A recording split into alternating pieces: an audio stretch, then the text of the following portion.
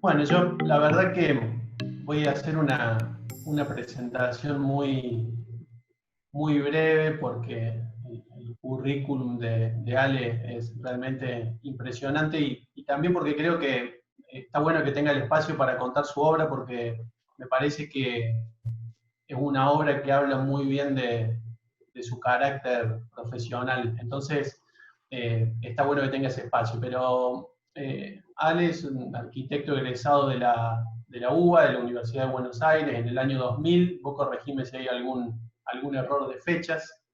Venimos bien, por Eh, ahora venimos bien. Está bien. Decano de la Facu de Arquitectura, Diseño y Arte y Urbanismo, FADAU, de la Universidad de Morón, desde el 2017. Y la verdad que sus obras construidas, proyectos e incluso ensayos académicos y de metodologías pedagógicas han sido muy publicadas y premiadas en el ámbito nacional e internacional.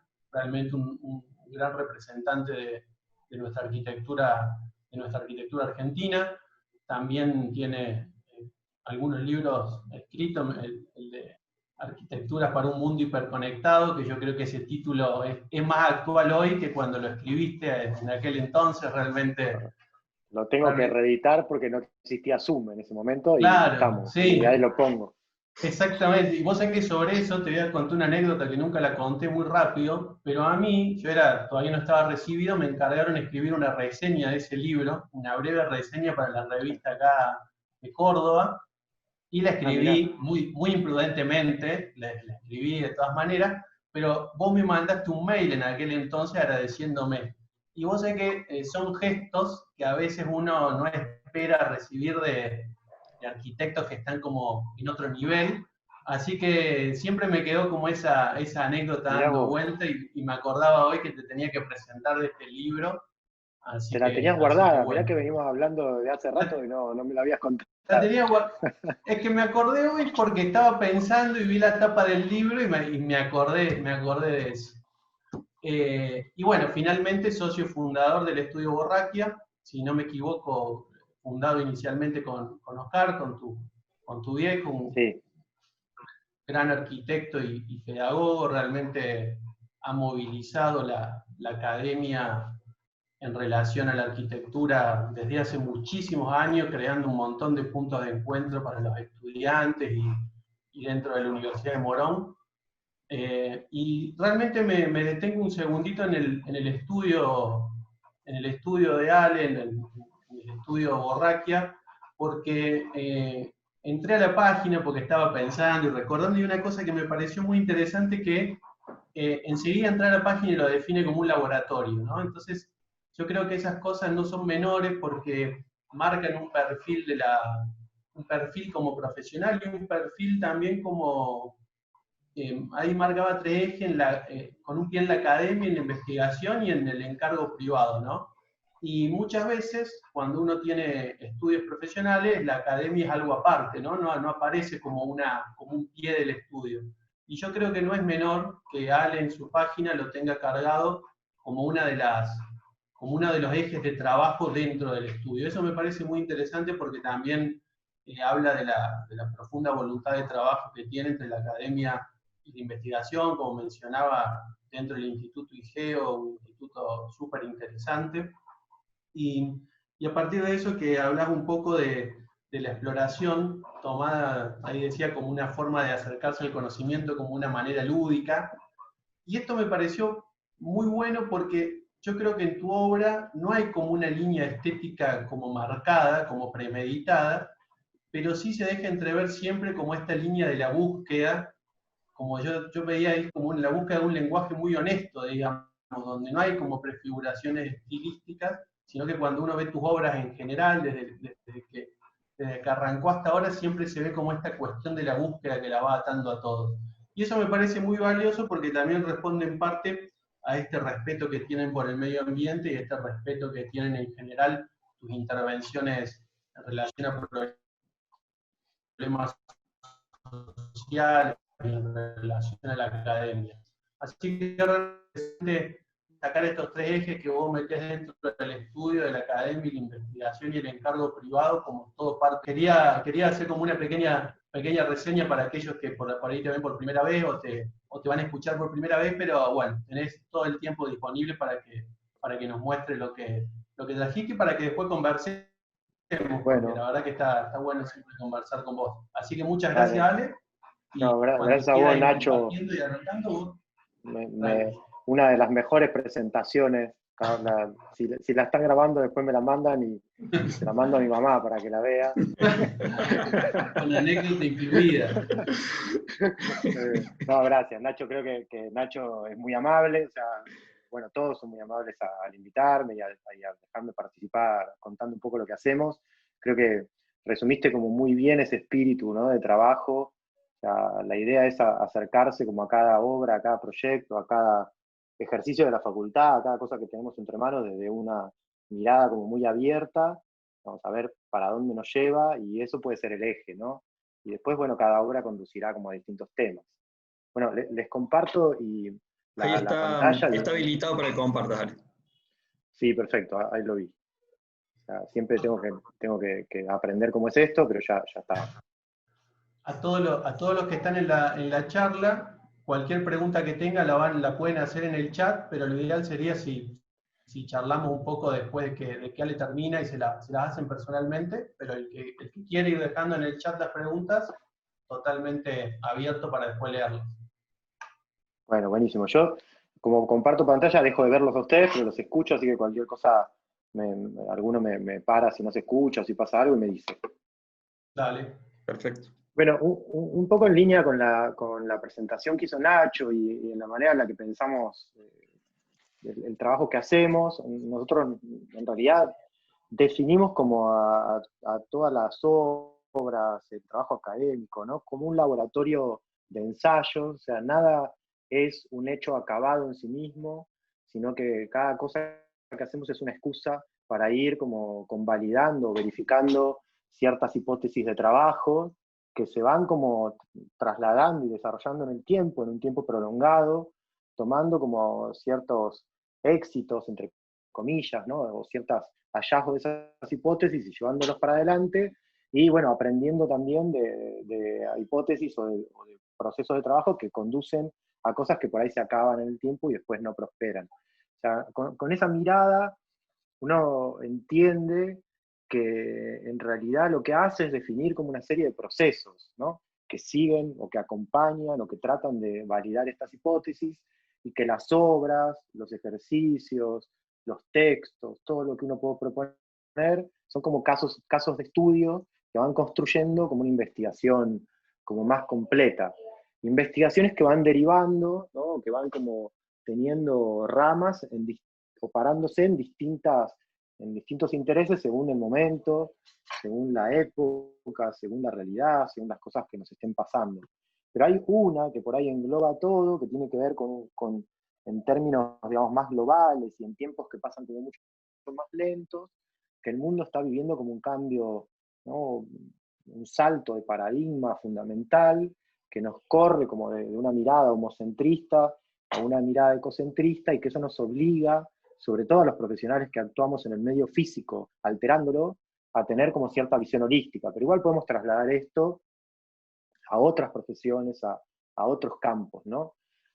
Nosotros decimos particularmente en cada una de las acciones que llevamos adelante que la arquitectura de aquí a futuro va a ser validada no por el hecho, por la pieza en sí, por lo que podamos proponer y provocar, o incluso por los cánones convencionales por los que medimos a veces los arquitectos en esta especie de endogamia, ¿no?, que muchas veces tenemos, sino que se va a validar de aquí a futuro por la serie de conexiones y de vínculos que pueda proponer con todo aquello que lo rodea.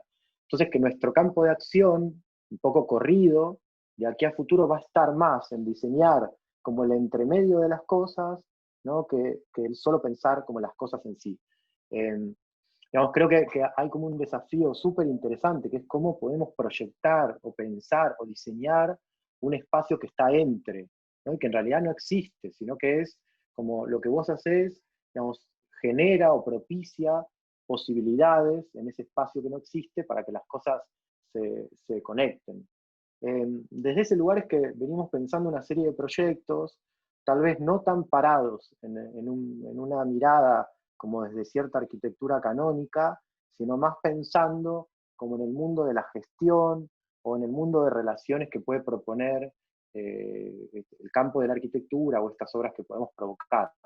Les voy a contar ahora algunas obras que tienen que ver con el Instituto de Investigación, en donde desde el 2010 que estamos trabajando casi exclusivamente en algunos temas que tienen que ver con la vivienda social y proponiendo como distintos sistemas de construcción de esa vivienda social, alternativos a cómo se construye la vivienda social en nuestro país.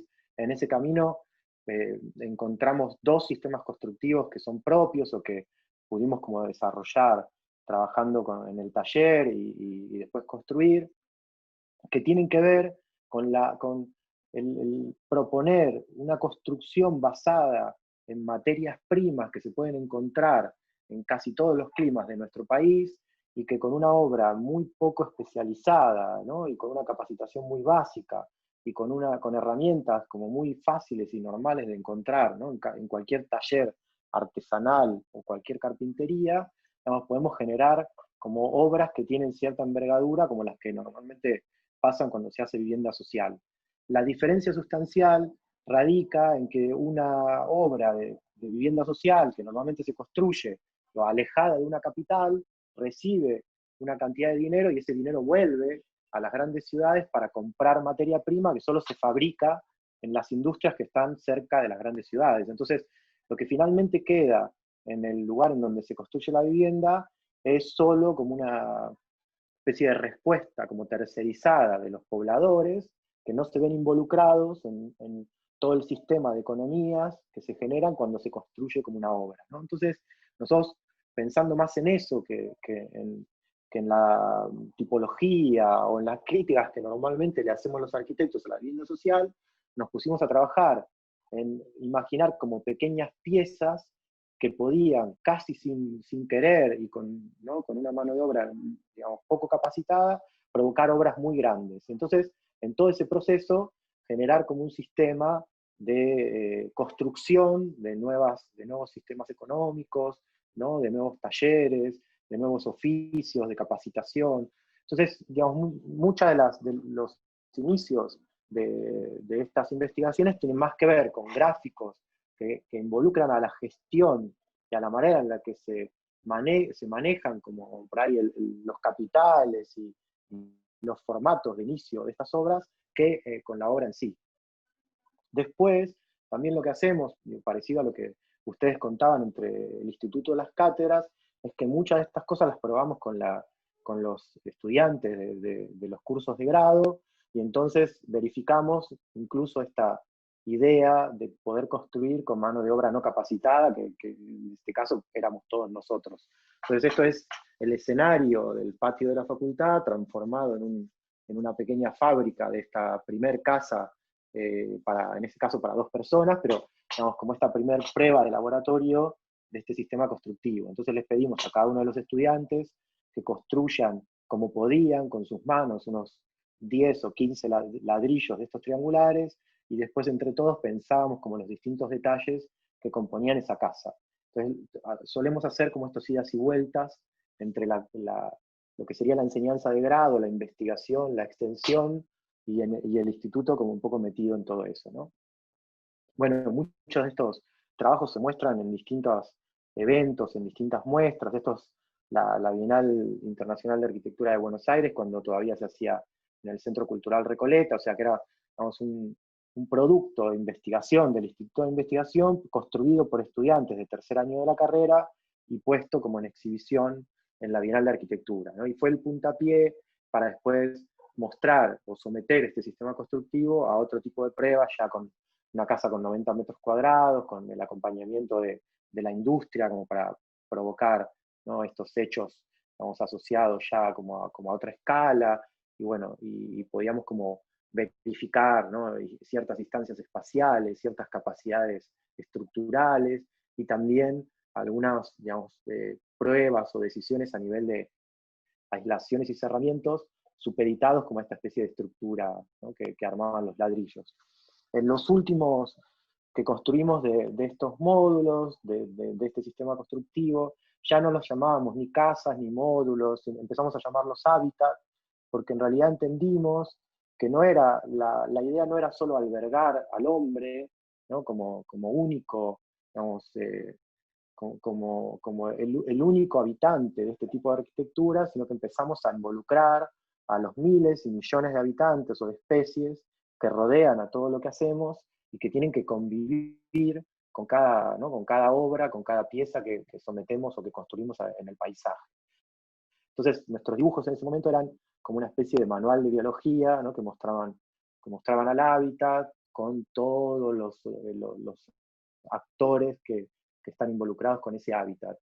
Y así empezamos a imaginar algunos sistemas, como por ejemplo estas cubiertas, que podían ser huertas y que generaban como el alimento para el habitante humano, pero también generaban como alimento y le daban cobijo a una serie de organismos y microorganismos, insectos, ¿no? y una especie de fauna que se nutría y al mismo tiempo favorecía como a que estas huertas prosperen, ¿no? Empezamos a imaginar que las pieles, que cada uno de los sistemas que involucraban como esta construcción, podían albergar a esta serie de nuevos habitantes, como en este caso, no sé, unos panales de abejas en las paredes, o plantas, o pájaros, y entonces empezaba a ser todo como casi un ecosistema en sí mismo, ¿no?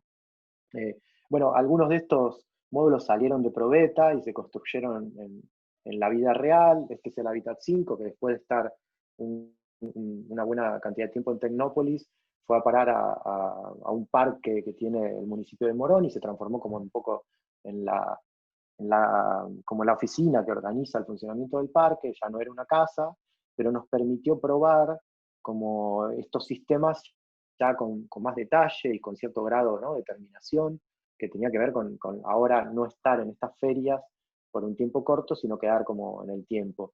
E incluso nos permitió asociarnos a otros sistemas constructivos que podíamos como involucrar con estas construcciones, como por ejemplo estas hélices que son como un tornillo galvanizado que se hinca, que se usan para tensar los postes de alta tensión que vemos en el campo, y que podían ser las bases de este edificio, de una construcción como muy rápida y eficiente, pero sobre todo, y que nos interesaba mucho, con un desarme que al desmontar la obra no dejase como ninguna huella en el territorio, ¿no?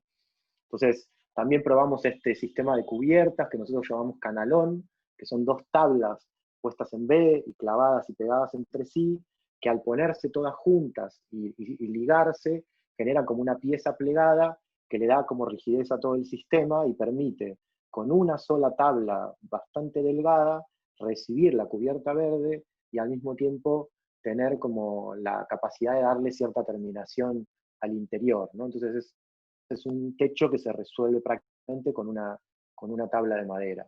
Bueno, ahí se ve un poco esta pieza ya sometida como a la prueba con la cubierta verde, y cómo finalmente, vamos, eso termina en la obra y crece y se desarrolla.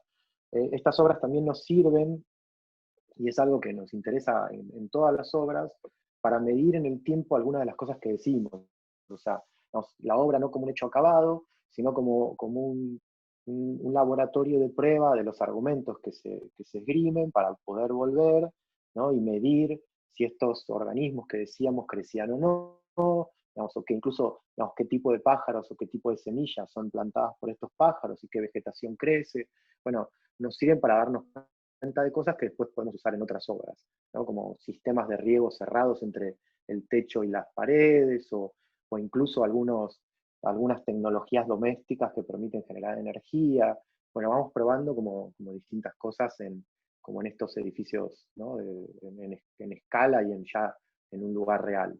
Y también, obviamente, bueno, la capacidad que tiene este tipo de arquitectura de vincularse con el paisaje, de relacionarse con la luz, de permitir como aislaciones que son variables en el tiempo y según como las épocas, ¿no? o las estaciones del año, y cómo se tapan o se liberan esos triángulos, bueno, diferentes cosas. El otro sistema constructivo que también estuvimos trabajando una buena cantidad de tiempo se llamaba Mecano, En este caso pensábamos que con tablas muy delgadas, armando como unos anillos, podíamos generar el soporte para una serie de espacios que pudiesen atender eh, lugares o campamentos o pequeños poblados que se pueden armar a consecuencia de la gente saliendo de sus casas frente a una catástrofe natural o frente a algún problema que surja en el lugar, ¿no? Y en ese momento, cuando estábamos pensando en esto, pasaron dos cosas. Hubieron grandes inundaciones en el país, en distintos lugares, una muy grande en La Plata, otra muy grande en el litoral, y la segunda cosa que pasó es que el Estado Nacional de ese momento iba a comprar a China unos contenedores de hormigón que los iban a poner en Rosario y que, digamos, venían por barco desde China, ¿no? Y con todo lo que eso implica.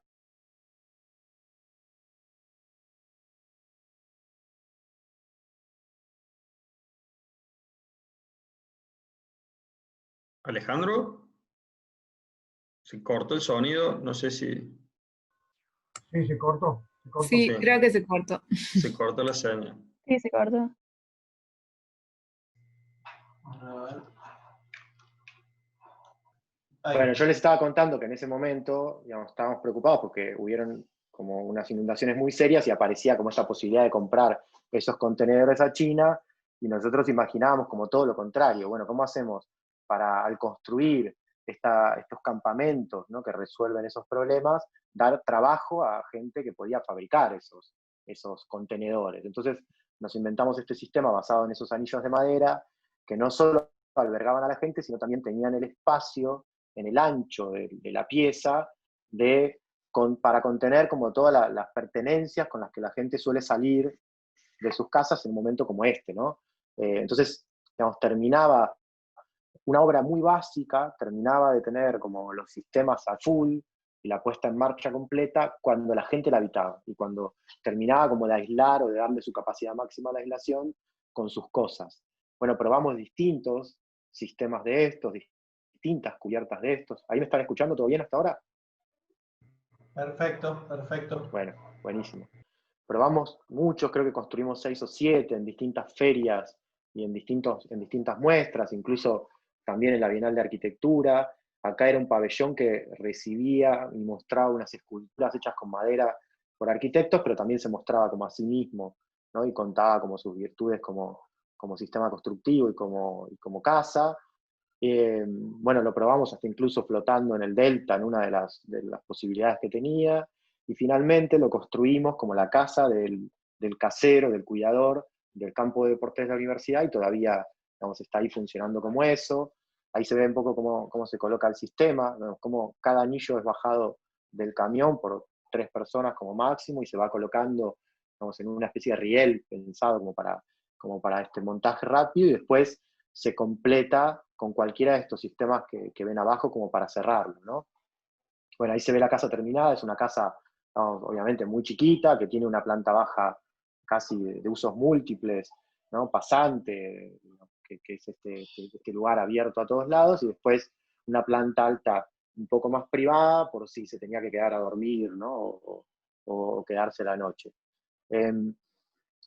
Les contaba, mientras solo me escuchaba yo, que también el mundo de la madera, digamos, tiene como distintos enfoques, ¿no? Recién vieron como un poco la posibilidad de que un taller de carpintería provoque como estas cosas, pero también hay como un mundo muy tradicional en el manejo de la madera que tiene que ver con ciertos paisajes y ciertos lugares de nuestro país que plantean como otra lógica de cómo usarla, ¿no? Y muy interesante.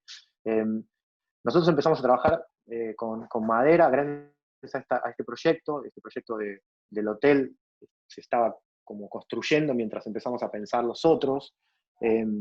Nos contratan para hacer un hotel en Andresito, Misiones, en una bioreserva que se llama Caradia, que está dirigida por 2 biólogos. Son estos espacios, digamos, muy interesantes desde lo argumental, ¿no? Que tienen como todo que ver con el preservar la flora y la fauna de la selva, pero que al mismo tiempo, digamos, tienen como la posibilidad de invitar o de recibir turistas europeos que pagan mucho dinero por introducirse un rato en esa selva, por avistar aves, ¿no? Y asociado como con este mundo del turismo como medioambiental.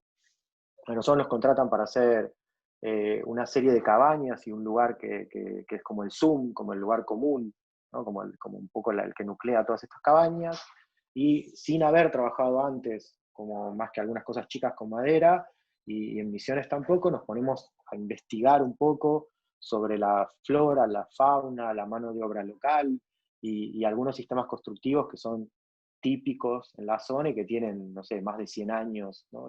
Esta casa que se llama la Casa del Colono, que es una vivienda típica de Misiones, digamos, algunas de estas obras tienen más de 100 años de vida, ¿no? Entonces nos pusimos a investigar todo eso, y también, digamos, con la ventaja de que nuestros clientes eran biólogos y estaban como muy digamos, enraizados con todo este sistema de investigación, a trabajar y a entender como la selva y sus estratos y cómo funciona, y comprendimos que este ambiente que nosotros vemos como muy caótico tiene sus órdenes, tiene sus leyes, y empezamos a imaginar una arquitectura que se solape como con esas leyes, ¿no?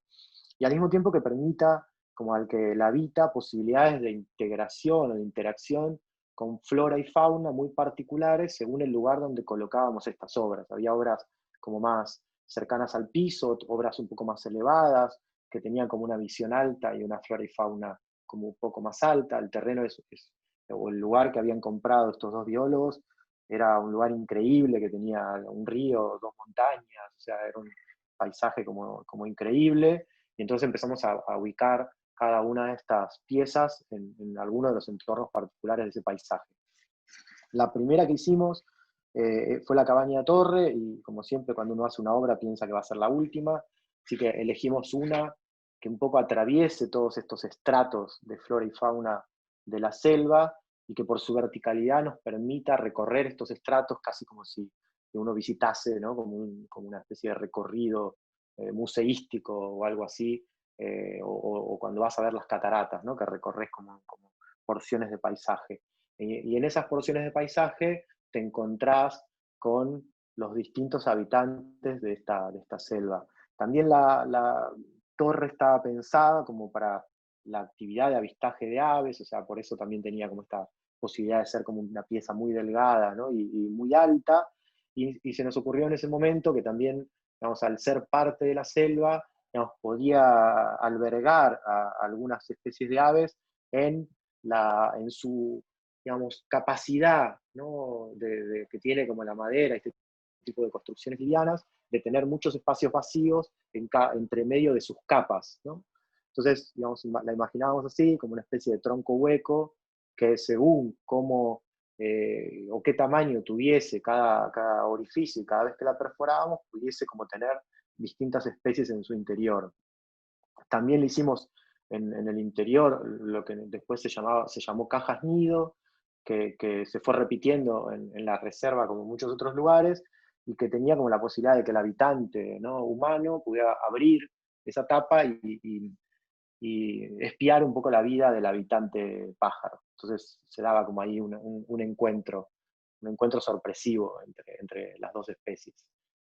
Bueno, ahí en una de las visitas de obra ya había como un habitante adentro de una de las cajas. Después esta caja, la idea era que tenga como un vidrio y que vos en realidad no puedas tocar, ¿no? lo que pasa del otro lado. Bueno, la Cabaña Torre está en el medio de la selva, o sea que también tiene que vincularse como a ciertos sistemas que la hacen prosperar sin mucha conexión, ¿no? a redes. Entonces empezamos también a investigar como toda esta serie de sistemas que la hacen funcionar térmicamente. Digamos, también entendiendo que la selva en algún momento iba a fagocitar a la arquitectura, ¿no? Digamos, de hecho, este claro que se da adelante tiene mucho que ver con la obra y con la manera en la que por ahí se limpió un poco de terreno para lograr la obra en un momento de las bases o algo así, que un momento que criticamos mucho justo por este hecho, y ahora la cabaña está toda rodeada.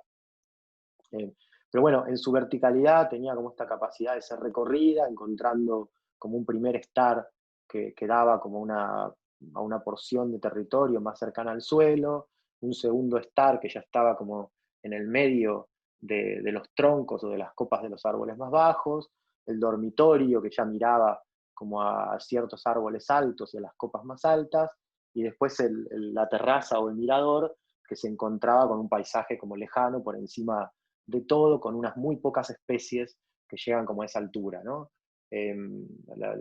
Con el tiempo este lugar hasta, vamos, acá ponen carpas y también duermen, ¿no? Es un lugar como, la cabaña se usa como en toda su dimensión. Después construimos, no fue la única, construimos también el Zoom, con un edificio como largo, que tiene casi 30 metros, que atraviesa una parte de la selva cerrada y se asoma sobre una loma para mirar para abajo, o sea que se encuentra como con dos tipos de estratos, bueno, ahí se la ve en alguna maqueta, y que tenía como por programa, tenía que albergar no solo como el restaurante, el lugar donde la gente come, el lugar la recepción de todo este hotel, ¿no? El punto de encuentro de todo este hotel, sino también como ellos son investigadores del CONICET, se dan como algunos congresos que tienen que ver con ciertas reuniones conservacionistas sobre la selva, sobre la fauna.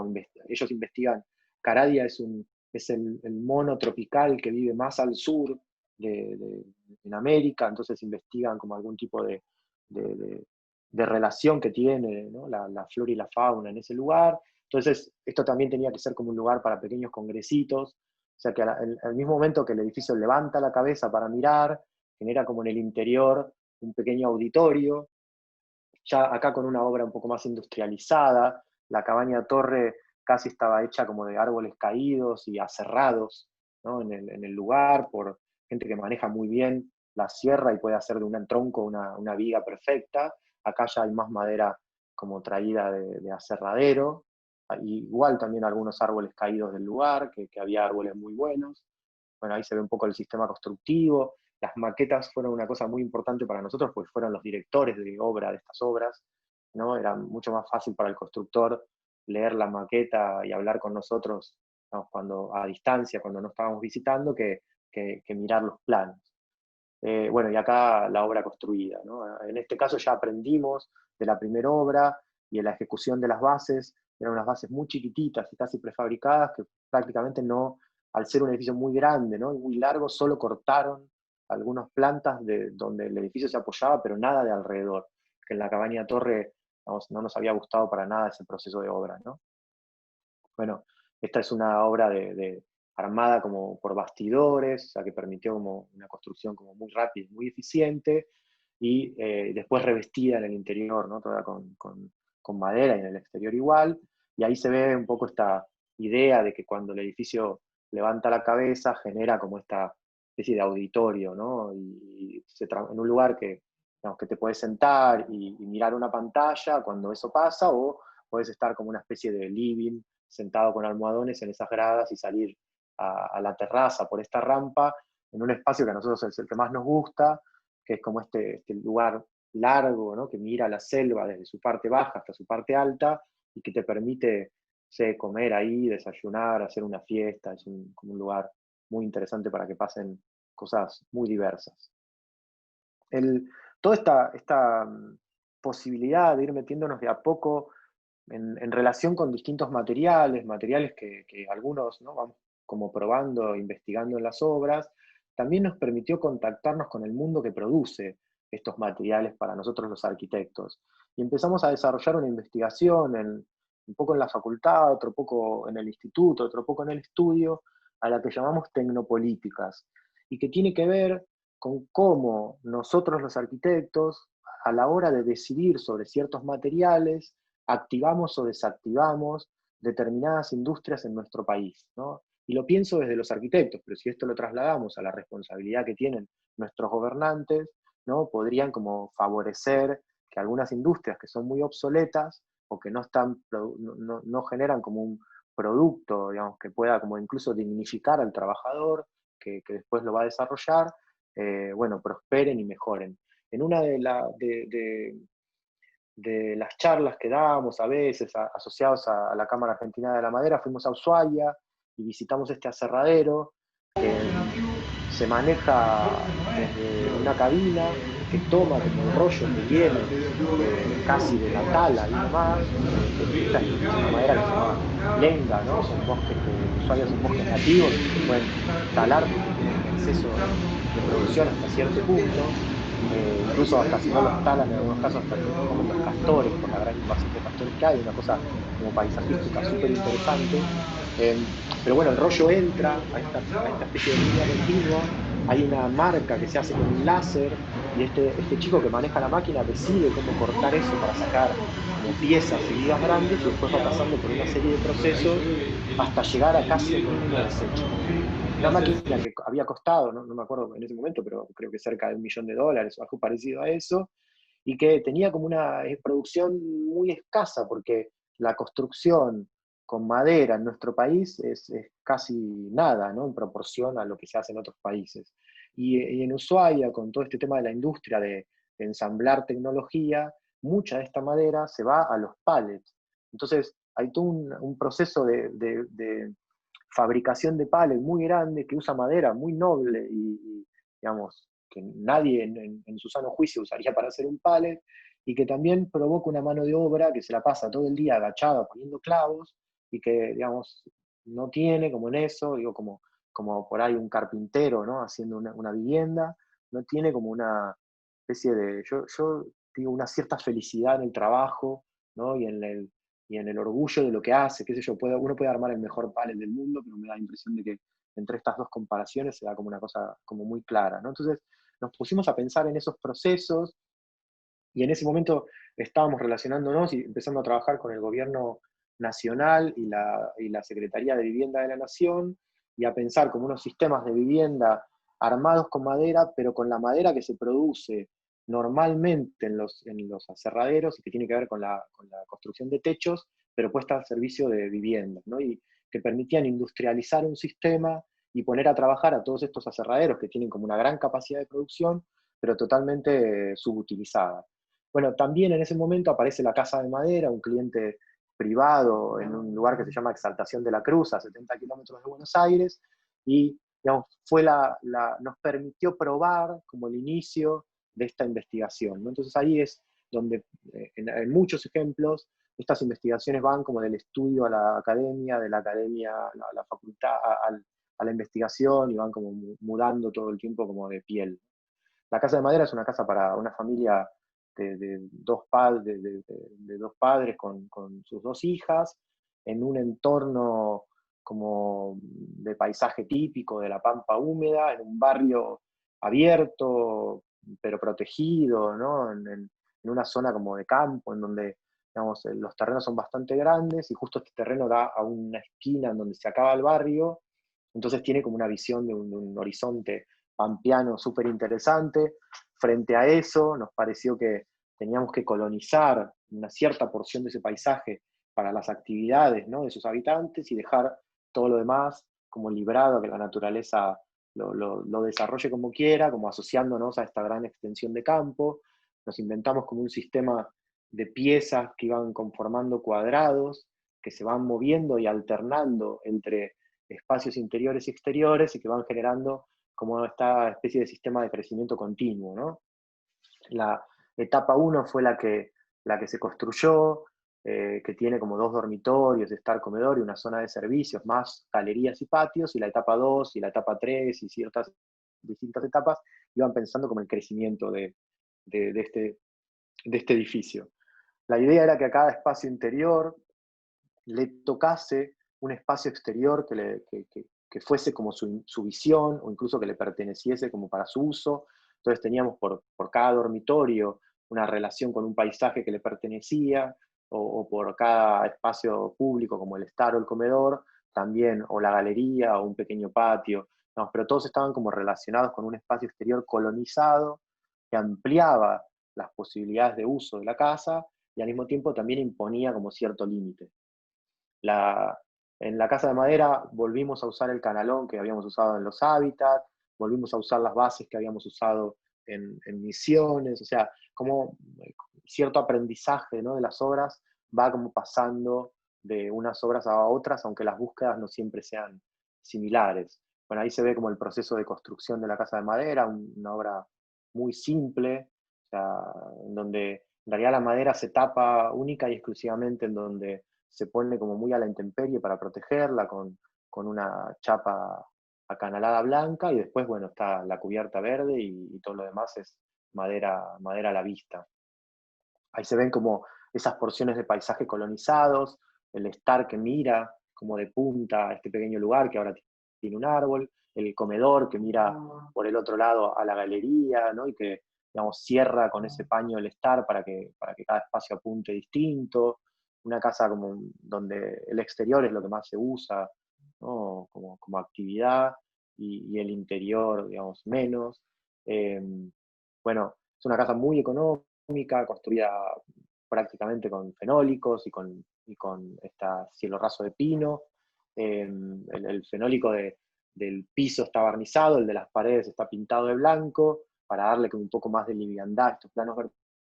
Pero después, vamos, todo está construido como con muy bajo costo y tratando de explotar como la madera en su máxima expresión, ¿no? Tiene como ciertos artilugios también para que esta casa, que es muy chica, parezca más grande, o que, no sé, el baño corriendo como ciertas placas se transforme como en baño en suite, digamos, o corte o vaya como generando esclusas entre lo público y lo privado, o que el dormitorio de las dos nenas tenga como esta especie de visión muy corta que genera un área común y después una cierta intimidad para las camas, que funciona como casi como un vagón de tren, ¿no? O como un dormitorio de tren en relación con la ventana. Y bueno, que nos permitió, sobre todo, más allá de la casa y sus particularidades, explorar como esta posibilidad de con este sistema constructivo, de desarrollar como un pensamiento sobre vivienda social y sobre edificios un poco más grande. Entonces acá se ve ya el sistema sometido como a una serie de viviendas agrupadas, que empieza con el tamaño tal vez de la casa de madera y que después puede empezar a crecer según dormitorios, ¿no? Y a desarrollarse, y al unirse entre sí genera como estos patios privados para cada casa y al mismo tiempo unas zonas comunes que también nos permitían hablar sobre cierta vida en comunidad un poco más interesante que las que plantean las viviendas sociales, ¿no? De casa y terrenito separado, que son las que normalmente se construyen en nuestro país. Bueno, ahí probábamos como distintas capacidades de estos edificios, de tomar esquina, de generar como claustros cerrados, de armar como tramas en barrios que podían ser como ya más complejos. Incluso en ese momento lo estábamos pensando para las afueras de Lobos y de varias ciudades como ya adentro de la provincia de Buenos Aires, y pensábamos que estos pequeños conglomerados nuevos podían ser un sistema de supermanzana con un tránsito, digamos, más de velocidad como muy lento, incluso impidiendo que el auto pase por ciertos lugares, y que hasta podían albergar en sus centros de manzana pequeños como equipamientos comunes, como lugares de trabajo, incluso guarderías o jardines de infantes, ¿no? Y que, digamos, todo hablaba de una vida como muy diferente a la de la ciudad, ¿no? Una vida como bastante más relajada. Esta idea de trabajar con las tecnologías, ¿no? y de imaginar cómo cada tecnología tiene un sistema que genera trabajo, ¿no? que digamos, favorece o no determinados sistemas económicos en nuestro país, hizo también que miremos al ladrillo cerámico y sus posibilidades, pero más desde el lado de la mano de obra. En este momento, esto era creo que el 2017, estábamos trabajando con la Secretaría de Acción Social de la Ciudad de Buenos Aires en una propuesta desde la facultad para la Villa 15. Entonces, digamos, nos pusimos a pensar en la cantidad de mano de obra, ¿no? Que tienen como los barrios informales en términos de manejar como este tipo de tecnología tan habitual, y cómo podíamos encontrar unas alternativas en esa tecnología y al mismo tiempo contar como una tipología diferente, ¿no? Digamos, ahí nos asociamos con muchos de estos trabajos, están en sociedad con distintas empresas que nos dan sus materiales o sus productos. Acá nos asociamos con La Tercer, que es una de las empresas más grandes de producción de ladrillo cerámico de nuestro país. Y bueno, ellos, digamos, se interesaron por esta investigación y empezamos a pensar juntos una casa que pudiese ser la alternativa para la vivienda que se construía dentro de la trama de la Villa 15, tal y como era, con el mismo tamaño de lotes, con el mismo sistema constructivo, pero con una variante de tipología como muy diferente. A esta casa la llamamos Casa Patio y la construimos para la Bienal de Arquitectura del 2017, ya en la Usina del Arte. La idea de esta casa era que pudiese ocupar un lote de 8x8, lote típico, ¿no? O 9x9 o 7x7, lotes típicos en tamaño en ese caso, del casco histórico de la Villa 15, que al mismo tiempo pudiese deformarse por tomar como seguramente las irregularidades, ¿no?, de estos lotes, pero que entendiese como una especie de límite construido, ¿no?, por el ladrillo puesto de canto, que generase como un sistema de patios y espacios cerrados que pudiese contener a la misma cantidad de personas que contenían ahora las casas que se construían normalmente, pero con una relación con el aire muy diferente. O sea, el problema de las casas, ¿no? No se los voy a contar a ustedes, pero digo, el problema de las casas es la falta de ventilación o la ventilación única hacia los pasillos, y acá lo que hacíamos era como provocar esa especie de contenedor, que era como empujar un poco con los codos, ¿no?, cuando uno entra al subte, y generar aire en un lugar en donde normalmente no hay aire. Entonces se daba como una casa que era un patio continuo, que en invierno se cerraba y en verano se abría, generando como una serie de espacios, digamos, interesantes, o incluso para nosotros una serie de exploraciones sobre cuánto tiene que medir un patio o un lugar para poder ventilar, ¿no? Digamos, cosas que nos interesan como bastante y que los probamos en distintas obras. De nuevo aparece el canalón, la idea de la cubierta verde, la expansión sobre el techo, la posibilidad, ¿no?, de relacionarse con estos espacios con los que estas casas nunca se relacionan.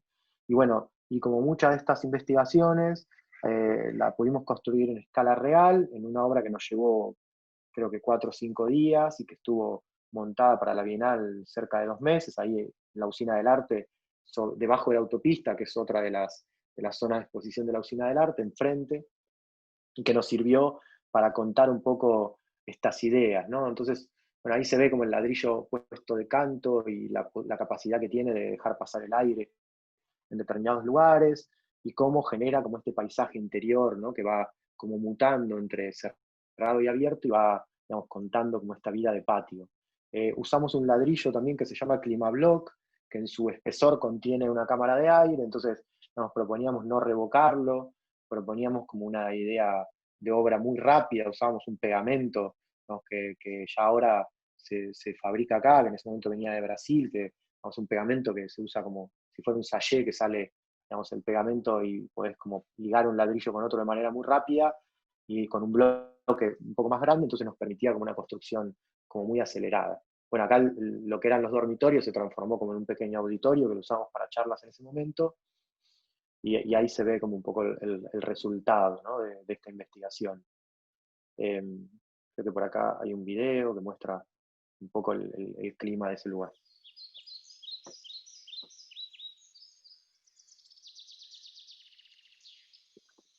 Los pajaritos los agregué yo, ¿no? No había pajaritos ahí abajo de la autopista.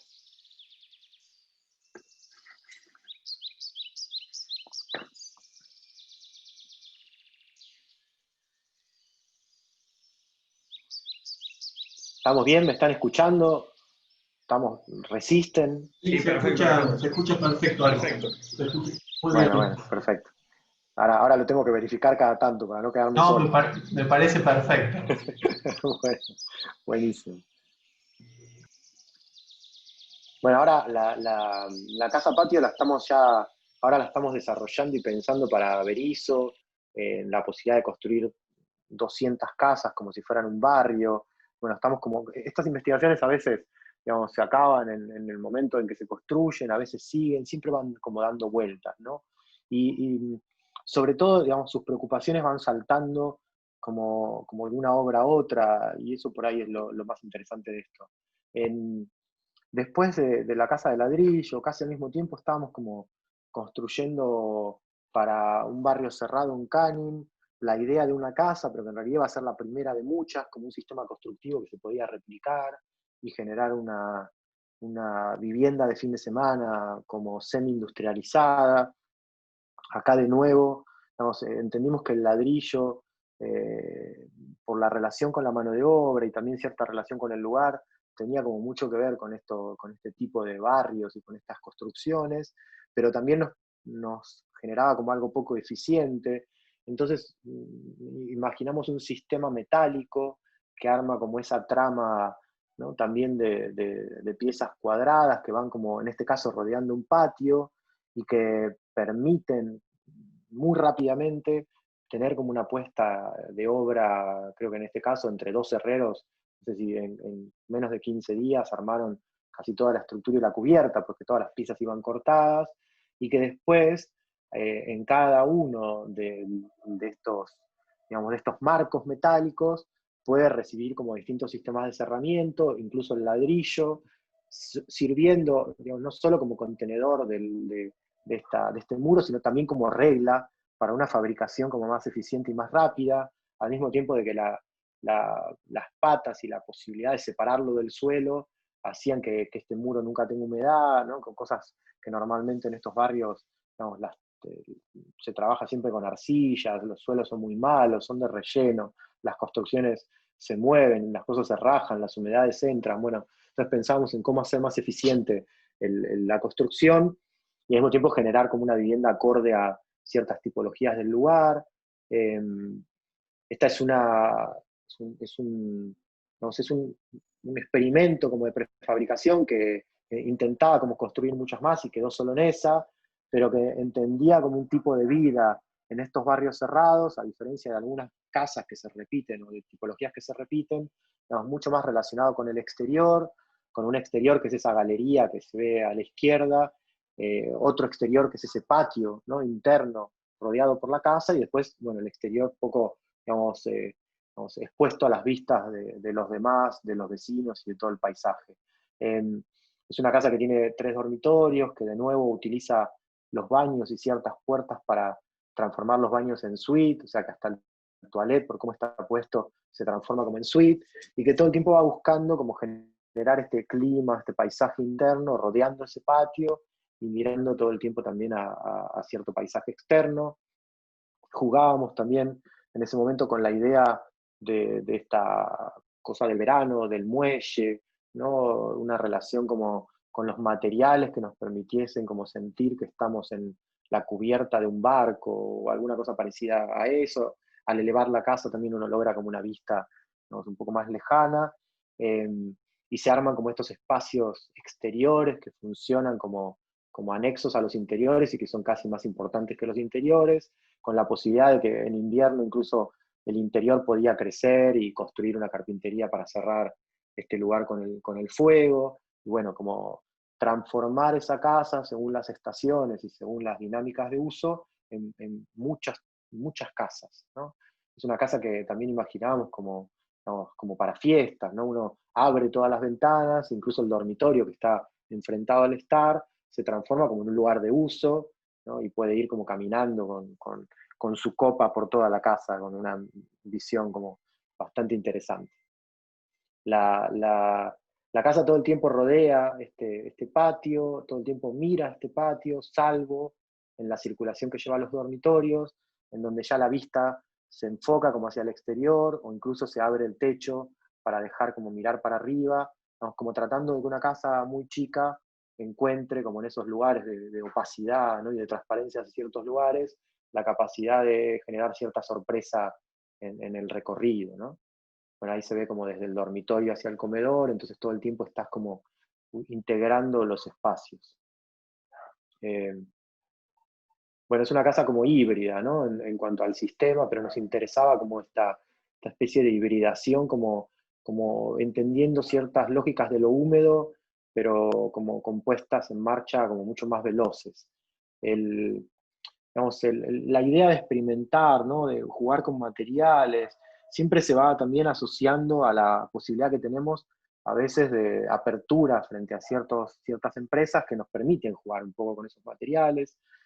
Hace poco se acercó a la facultad un graduado de la carrera de arquitectura que tiene en Neuquén una empresa que fabrica paneles SIP y nos propuso, ¿no?, trabajar como en desarrollar algunas ideas con estos paneles, y ya creo que hicimos 3 o 4 piezas o 3 o 4 obras que van como, digamos, jugando con la idea de una placa súper aislada, de cierto espesor y al mismo tiempo con una capacidad estructural de sostener, ¿no?, sin ningún tipo de columna o de viga, un edificio y trabajar por forma para que eso pase.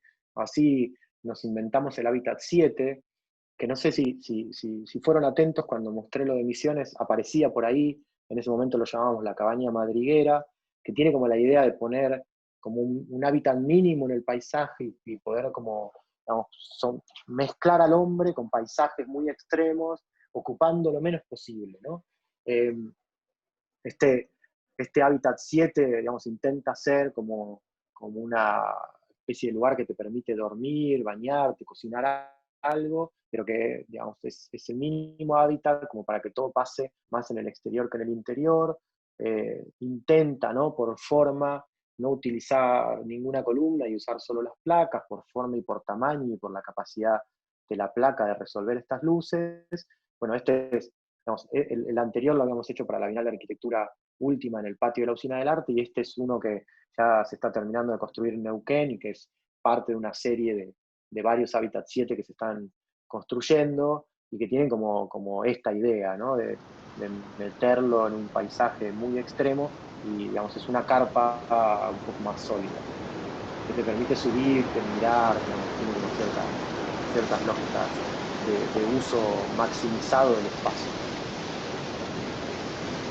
Una cosa muy interesante que pasó con la gente de Tao y con el uso del panel SIP es que a principio de año bueno, mientras pasa este video les cuento lo de principio de año, cuando empezó la pandemia y empezó la cuarentena y veíamos cómo el Estado preparaba Tecnópolis, poniendo un montón de camas, y eso pasaba en muchos lugares del mundo, ¿no? En Nueva York, digamos, ya empezaba también a transformarse como grandes estadios en lugares de internación, digamos, como estas escenas de futuros medios apocalípticos, películas de zombies y todo eso. Y la verdad que uno se imaginaba en ese escenario como, digamos, metido en un lugar como con un galpón, ¿no?, en una cama anónima, en un escenario como bastante catastrófico. Hola. ¿Me están escuchando? Sí, perfecto, Alejandro. Se escucha bien. Bueno. Sí. Buenísimo. Escuché Perfecto. ahí a alguien que hablaba y dije, chau, se pinchó de nuevo. No, está bien. Está bien. Bueno, nos pasó un poco lo mismo que con los contenedores chinos, ¿no? Mientras veíamos cómo se transformaba Tecnópolis en un hospital, decíamos, pero ¿cómo puede ser que no se confíe en la capacidad que tenemos los profesionales de la construcción, del mundo de la arquitectura, en proponer una serie de obras rápidas que pueden generar como otro tipo de espacios para que esto pase, ¿no? Y más con todo lo que sabemos, sobre todo los que se dedican a la arquitectura hospitalaria o lo que podemos ver en el mundo de la historia, de qué significan esos espacios desde la sanidad, ¿no? Desde la mirada como más burda, de que cuando uno va a las ferias, llamémosla Tecnópolis, Fematec, la que quieran, siempre sale enfermo porque, digamos, son edificios que no ventilan, ¿no?, donde el aire acondicionado, ¿no?, siempre está como muy alto, muy bajo.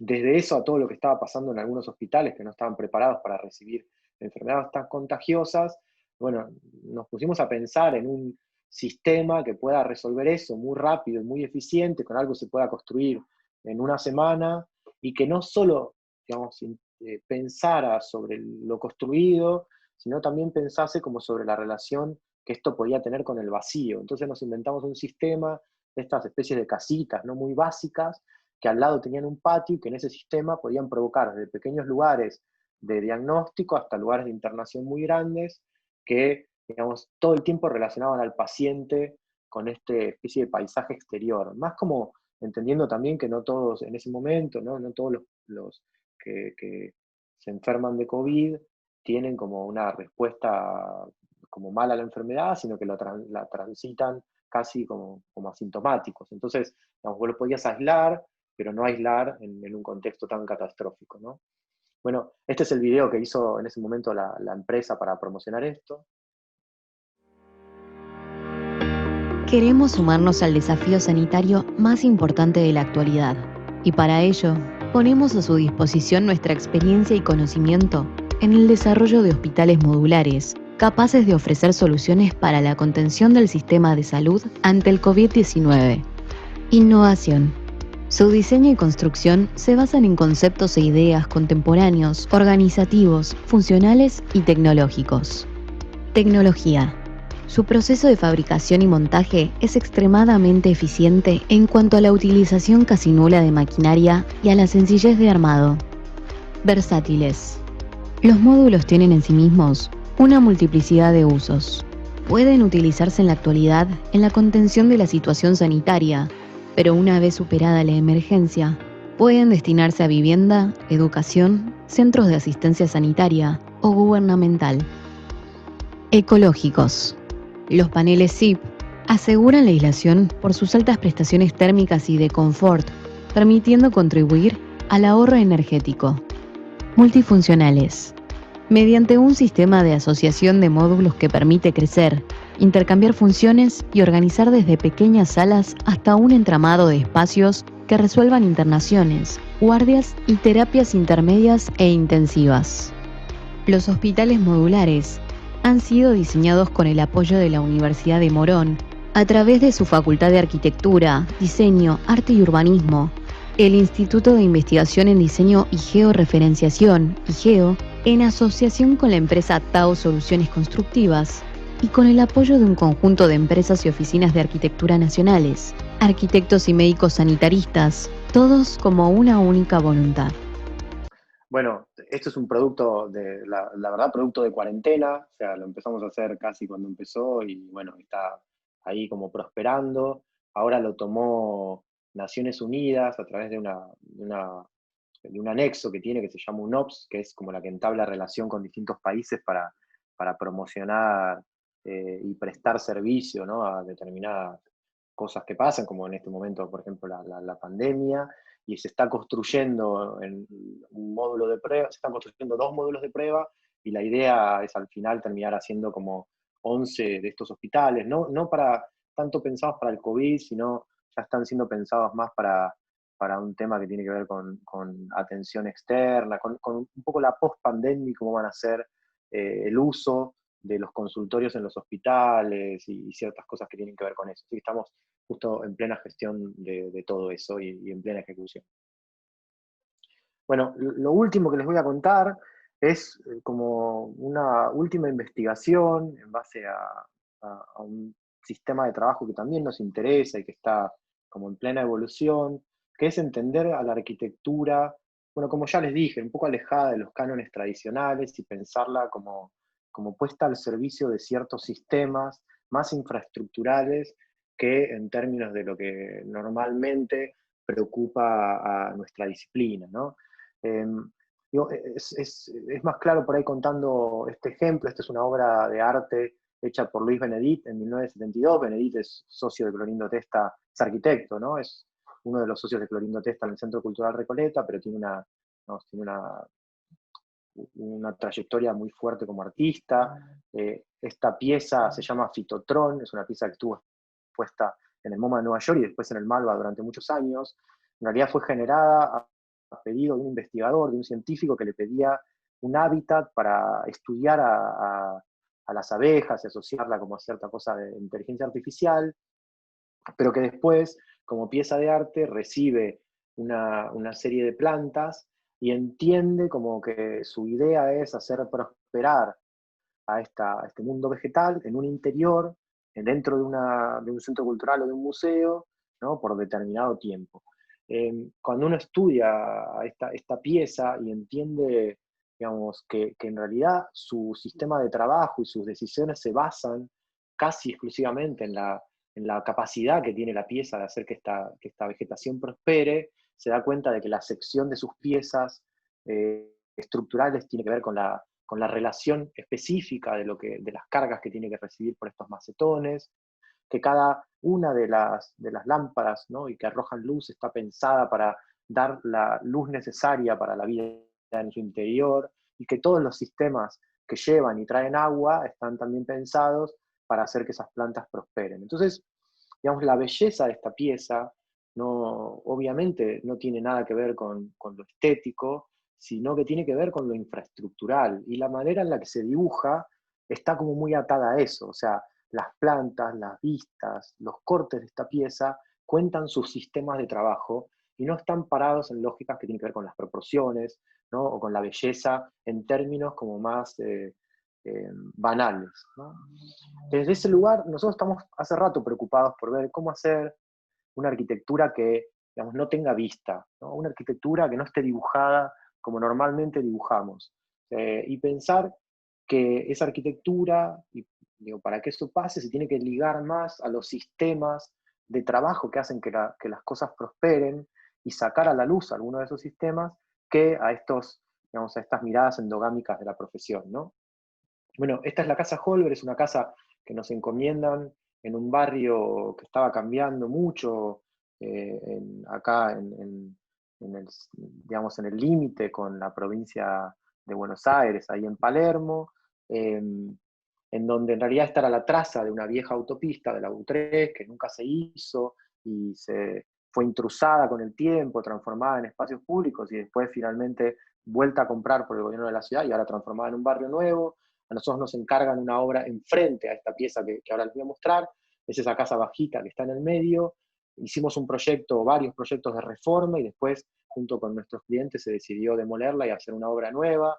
Teníamos como la ventaja de que la obra de la derecha, o el edificio de la derecha, es un edificio patrimonio de la ciudad, que nunca se iba a tocar, y la desventaja, digamos, de que lo de la izquierda era un taller mecánico, que con todo lo que estaba pasando entendíamos que rápidamente iba a cambiar a otra cosa. Esto era todo lo que estaba pasando en el barrio frente a la obra que íbamos a hacer. O sea, toda la traza de esa autopista se iba a reconvertir en unos edificios de vivienda de 4 niveles, con un retiro que arma como un parque lineal de borde de esa manzana, que va moviéndose primero sobre la calle Holber, que es la que nosotros estamos, después sobre la calle Donado, que es la del otro lado, con una propuesta bastante interesante y que con el tiempo cambió muchísimo a ese barrio. Hoy toda esta tira está casi toda construida, tenía un código que planteaba cierta altura y todo ese retiro.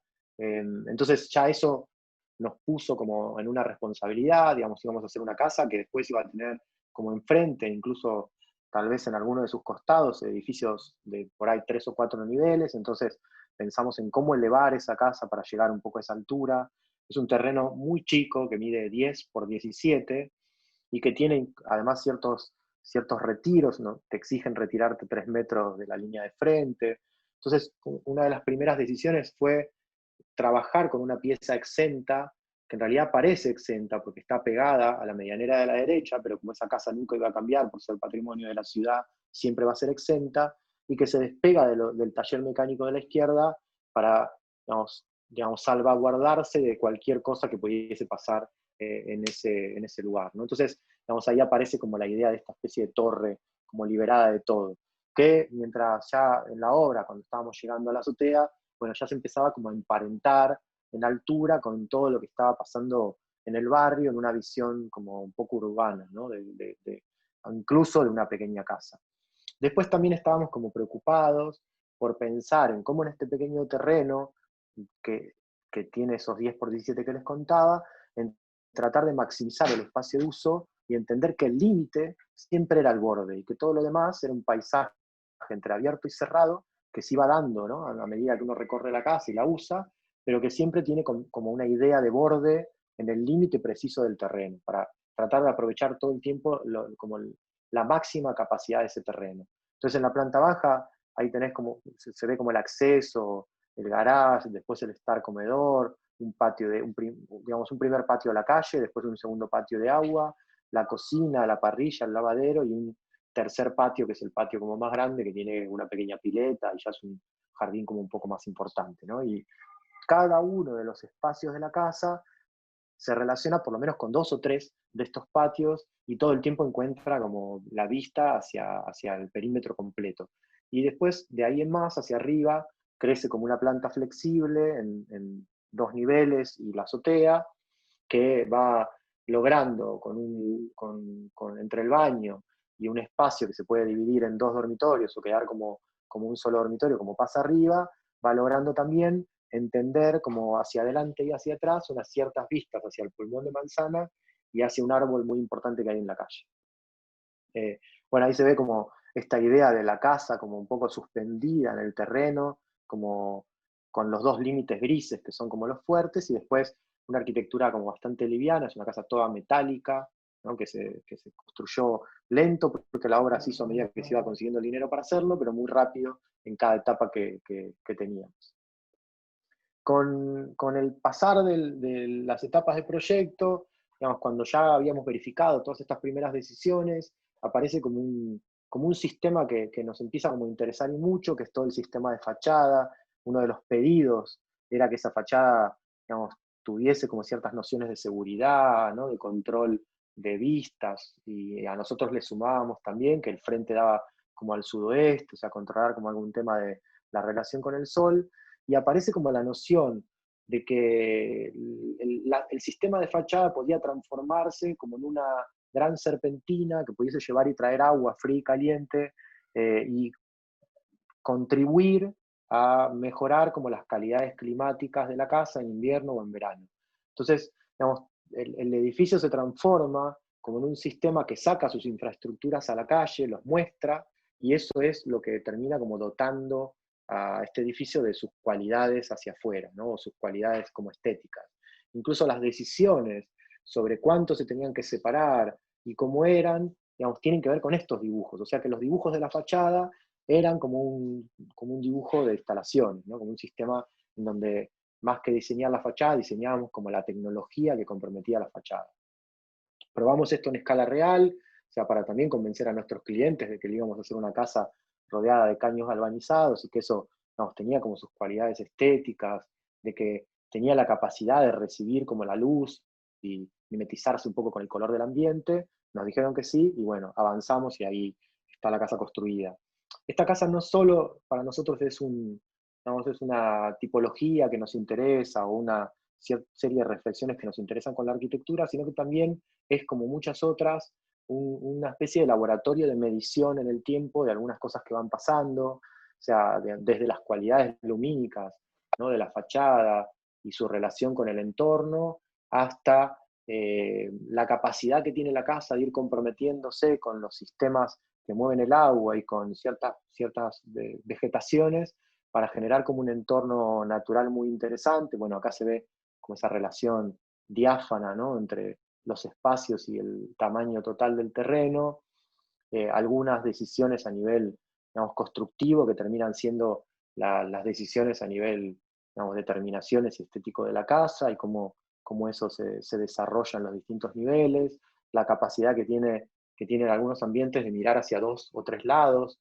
encontrando como distintos paisajes, encontrándose con distinta luz, el cambio de la casa, ¿no? Frente a su relación con el día o con la noche, pero sobre todo esto, que era como poder medir lo que le pasaba con el tiempo. Este es un dibujo que hicimos 1 año después o 2 de la construcción de la casa y que se va completando con cada flora y fauna, ¿no? Con cada especie que aparece en la obra, que entiende cómo van funcionando los sistemas que, digamos, que tienen también mucha asociación con el manejo de la obra de nuestros clientes, que van comprendiendo incluso, no sé, a qué horas del día bañarse para que la capacidad del termo, ¿no?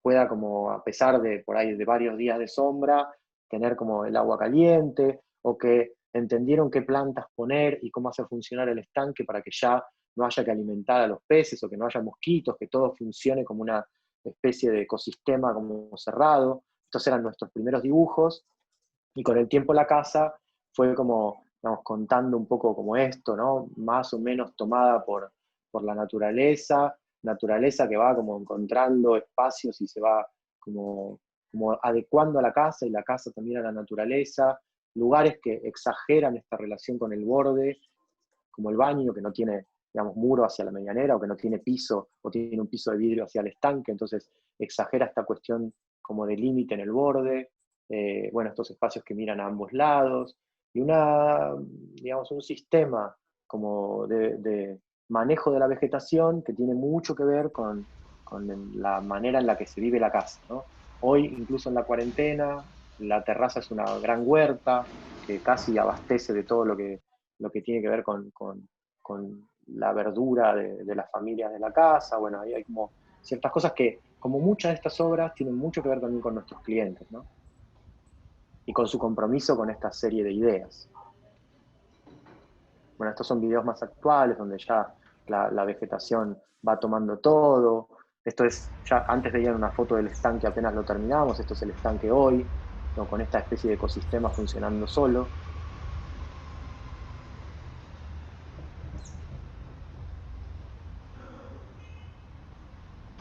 Y bueno, como en realidad, digamos, si nosotros pensamos estas obras en serie y entendemos que estos sistemas se pueden como poner, digamos, como en línea, ¿no? Y tratar de cambiar algunas cosas, ya sea del trabajo, de las economías de los trabajos, de la producción o de las ciudades, digamos, podemos empezar a generar como cambios sustanciales en lugares que normalmente no, digamos, no están pensados para eso, nadie imagina como para eso. Bueno, esta es la obra que hicimos para la Universidad sobre la 9 de julio, la reforma de un edificio patrimonio histórico de la ciudad, que tiene como sus ciertas decisiones de cómo trabajar con lo nuevo y lo viejo, pero más que nada les quería contar como un poco esto, la azotea, que es una azotea típica de la ciudad de Buenos Aires, sobre todo en estos entornos como muy de oficina, donde la gente vive menos, y cuando nosotros, digamos, terminamos la obra y, digamos, bueno, con todas sus características internas, la posibilidad de que acá se den clases, se generen como lugares de reunión y todo eso,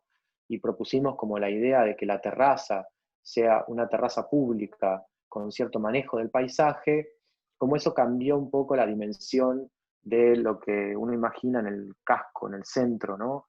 De la ciudad, y la relación con cierta flora y cierta fauna.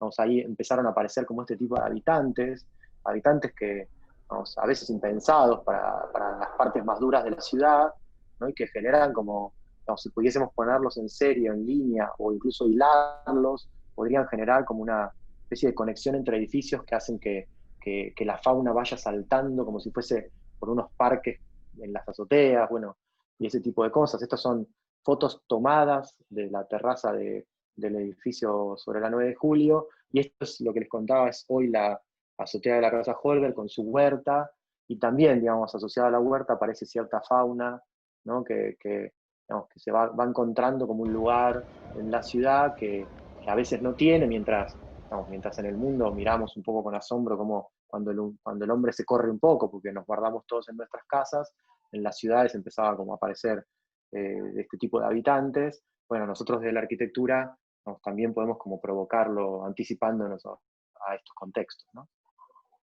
Bueno, muchas gracias. Déjenme volver al Zoom.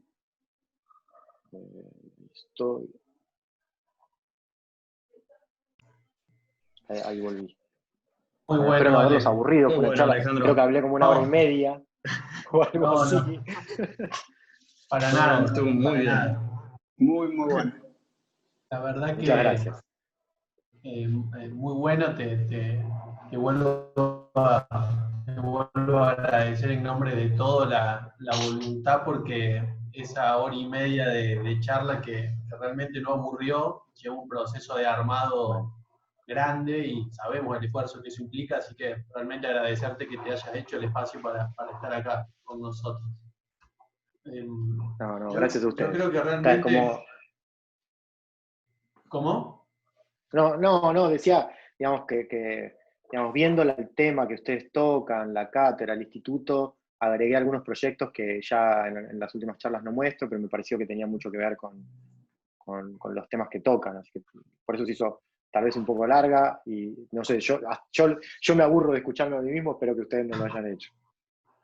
Para nada. No, porque la verdad que incluso en esta cuestión, desde el instituto intentamos vincular la cátedra. Acá en la charla seguramente hay alumnos desde primer año que están cursando física ambiental, alumnos de tecnología de este año, y también mucha gente, muchos estudiantes que nos acompañan, adscriptos que trabajan en estos proyectos de esta vivienda que te decía Mati para Santiago. Entonces realmente es muy interesante ver, y yo creo que en lo que mostraste se entiende perfectamente ese hilo entre la academia, la investigación y el encargo privado, ¿no? Que es toda una misma cosa, y que está buenísimo, y que está bueno que así sea, digamos, empezar a vincular las personas, como gente que se aleja de la facu y que vuelve, como contaste este caso de la empresa de paneles, que por ahí se está dedicando a algo que no tenía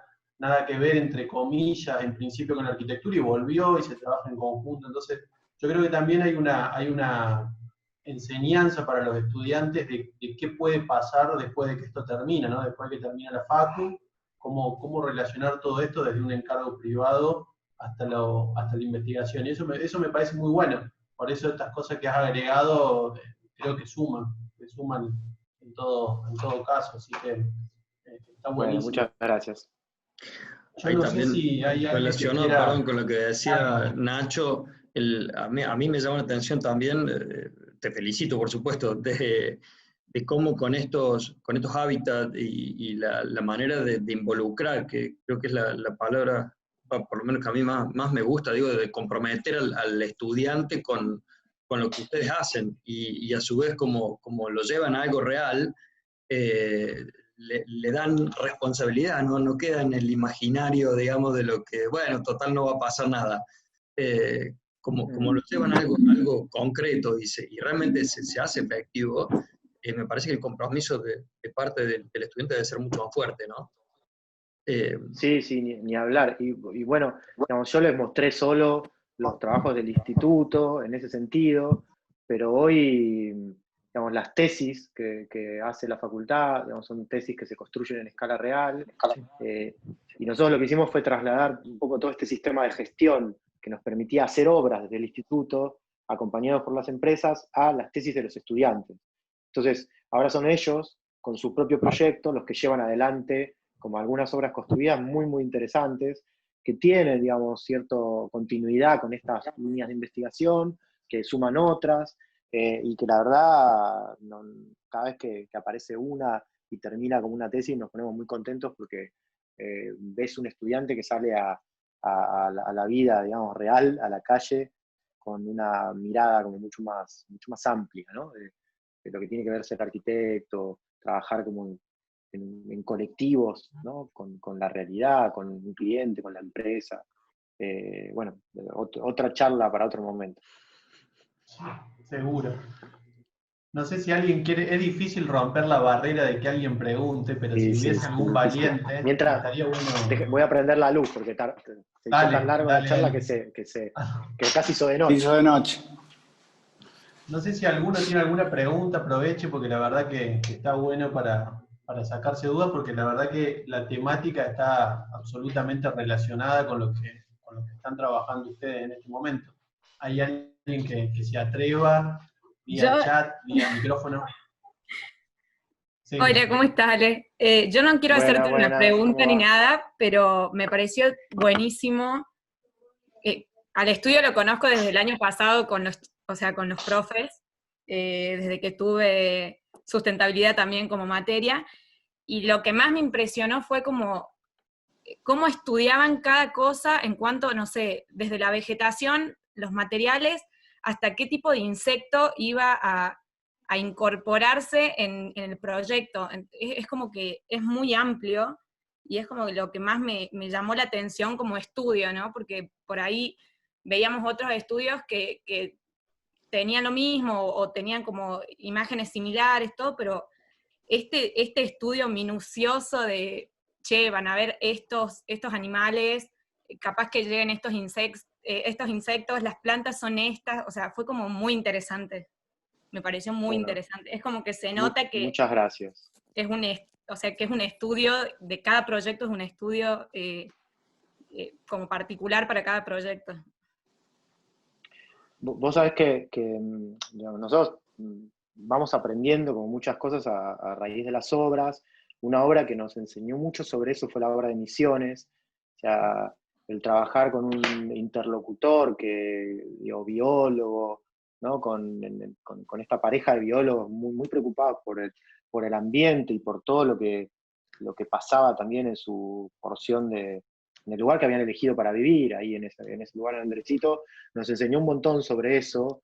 Nos pasaban cosas muy interesantes, que cuando íbamos a visitar la obra, tal vez había un grupo de investigadores del CONICET que estaban estudiando una abeja que solo está en Misiones, y que tiene un parentesco como muy directo con una abeja prehistórica que vivía millones de años atrás en la Tierra, y que la manera en la que ellos, es una abeja que hace nido en el suelo, la manera en la que el hábitat hace que prospere esa abeja es porque las condiciones entre la fauna, la flora y el clima son parecidas a las condiciones que había hace miles de años. Entonces, digamos, ese estudio que los arquitectos la verdad que no sabemos de esas cosas, no estamos obviamente preparados para esas cosas, pero que cuando vos te pones a trabajar con gente que digamos, mira mucho más allá, ¿no? Que entiende cada sistema como parte de un conglomerado, bueno, eso te enseña un montón. El otro día miraba una charla de Herzog y de Meuron que hablaba, como él decía, bueno, yo le tengo que agradecer a la arquitectura que siempre de cada cliente, de cada cosa que hago, aprendo algo. Antes no me gustaba el vino, hice las bodegas y empecé a valorar como el vino, no sé. Digo, hay como cosas que se van dando y te van enseñando, si uno tiene una mirada como abierta y despierta a todo eso, digamos, te van dando como enseñanzas que después, digamos, son difíciles de olvidar, ¿no? Te quedan como marcadas y ya no ignoras más ese tipo de temas. O sea, te quedan como ahí, como dando vueltas. Y en cuanto al estudio, ¿ustedes tienen otras personas que no sean arquitectos para este tipo de estudio de cada ambiente, Sí. cada ecosistema y todo? Mira, el estudio no, porque somos un estudio muy chiquito, pero el instituto sí. O sea, en el instituto solemos trabajar, cuando estábamos haciendo el Hábitat 5 para Tecnópolis, trabajábamos como en conjunto con la Facultad de Agronomía. Entonces vamos como, lo que hacemos es ir incorporando, digamos, especialistas sobre otros temas y generando asociaciones más en la facultad que tengan que ver con otras unidades académicas que estén trabajando en eso. Y de eso aprendemos un montón y después lo trasladamos a la lógica del estudio. Lo que sí nos pasa en el estudio es que muchas veces, digamos, es el cliente el que tiene como ese rol, ¿no? Porque, a ver, se habrán dado cuenta que no somos un estudio que hace 50 casas al año. O sea, digamos, somos un estudio que hace muy poco, porque más que nada nuestra actividad, digamos, está muy centrada en la facultad. Entonces, también los clientes que se nos acercan, digamos, son clientes bastante particulares. Yo no sé si eso es bueno o malo, pero son clientes bastante particulares, con pedidos muy específicos y con una mirada como muy particular sobre la vida y sus relaciones. La casa de madera está hecha también para un médico y una científica del CONICET. O sea, digamos, todos son como cosas así. Entonces, digamos, se va dando que hay como mucha interacción con eso. La casa Holber, por ejemplo, sus dos dueños, Nicolás y Silvina, son como unos amantes de las plantas, expertos en todo eso, que digamos, ellos le pusieron a la casa, mientras la estábamos pensando y nosotros, digamos, tirábamos el disparador, ellos le ponían como el profesionalismo a todos estos temas, ¿no? Así que digo, se va dando como un poco también de casualidad, ¿no? Como encontrando como ciertos disparadores y después eso lo llevamos a otras obras. Y un poco quería hacer una pregunta, como que vos decís que todas estas obras capaz que se pudieron dar incluso en el grado en que se dieron por el cliente que hubo. ¿Es que hay forma de hacerle saber al cliente que todo este laboratorio que están armando está dando resultados que pueden mejorar una calidad de vida o pueden mejorar una calidad de proyecto que no sea por ahí una arquitectura que por ahí les guste solamente, sino que pase a tener, bueno, todas estas cualidades que tienen las obras que estuviste mostrando?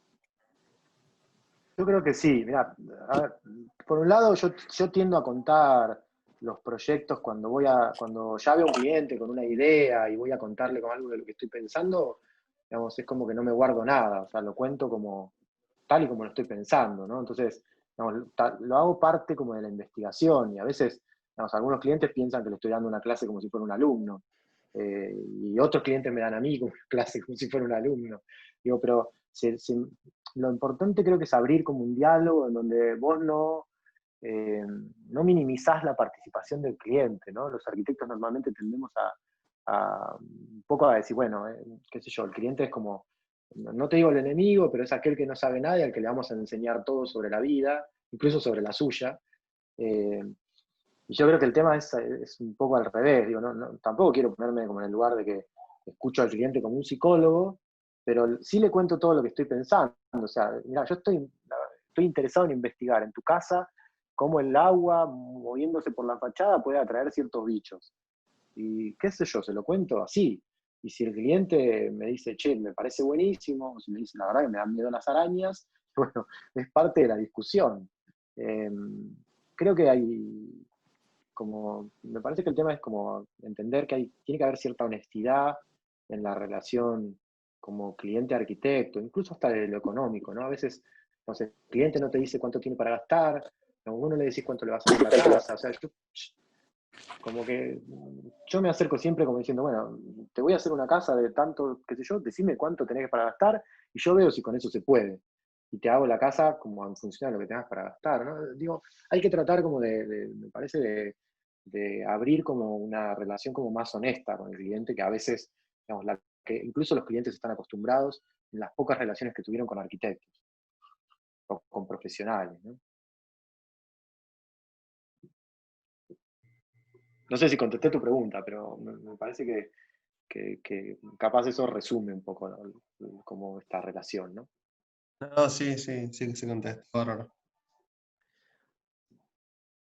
Alejandro, yo te voy a hacer una pregunta también, no sé si por ahí es una lectura errónea, pero también hay una cosa como de salir de lo común o del estereotipo, digo, por ahí, no sé, uno acostumbrado, quizás la publicación que más se ve de construcciones en Buenos Aires, mucho hormigón visto, digamos, vamos a decir una nueva línea que se ve mucho, y pasa en todo el país, o distintas técnicas, pero por ahí basada muy en lo tradicional, y veo, digamos, en tu investigación, en tu trabajo y en tu obra, que hay como una búsqueda justamente de lo opuesto de esta estructura por ahí, de lo liviano, de la madera, del metal, incluso con, Nacho lo decía, con una sinceridad absoluta de demostrarte de este tipo de estructura, ¿no? De dejarla a la vista y hacer como evidente la forma de construir. O sea, ¿por qué, digamos, es un gusto personal o de dónde sale por ahí este amor por mostrar esa liviandad en tus proyectos? Porque desde la vivienda más pequeña, la ampliación, digamos, de la universidad, yo lo leo como algo casi que flota sobre los edificios, sobre el terreno, ¿no?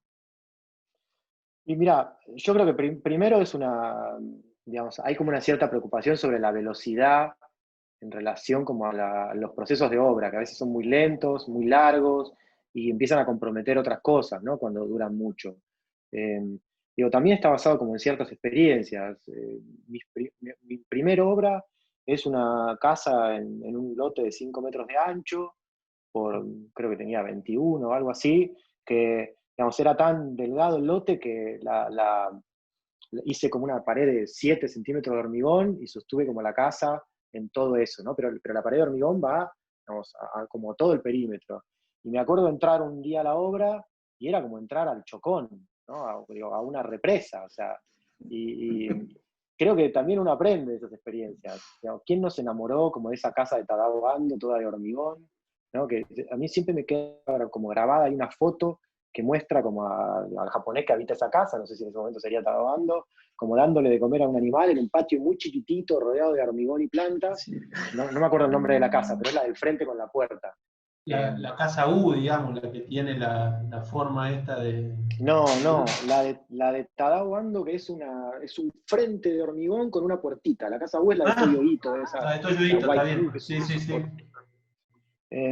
No, búsquenla si no la conocen, es una obra divina, muy, muy linda, de como 2 partes cerradas y un patio en el medio con un puente. Y qué sé yo en esa primera obra creo que quise hacer como la gran Tadao Ando, me mandé con el hormigón, y la obra quedó buenísima, pero puede ser la Casa Suma, sí puede ser. O sea, me mandé con eso y la obra quedó muy linda, pero el proceso de obra fue terrible, ¿no? O lo que cada vez que desencofrabas era como suerte, era puro a prueba y error. Sí.